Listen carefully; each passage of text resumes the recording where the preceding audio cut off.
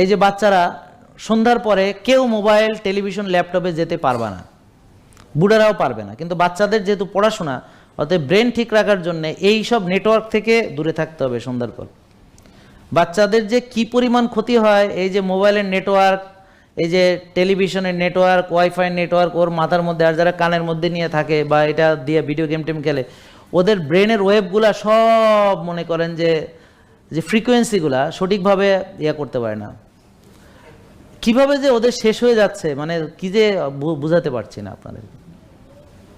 সন্ধ্যার পরে বাবারা, তোমরা মায়েরা, তোমরা ওই সন্ধ্যার পরে তোমরা দিনে যাও, এবং একটা লিমিটেশনস থাকবে। তুমি আধা ঘন্টা নাকি 1 ঘন্টা তুমি মোবাইলে বা অনলাইনে কাটাবা, তোমার একটা যেহেতু ছাত্র সেজন্য তোমার একটা লিমিট থাকবে, 1/2 hour to 1 hour, more than enough. এর বেশি তোমার থাকার কোনো দরকার নেই। আর যদি পড়াশোনা, বই কিতাবের পড়াশোনার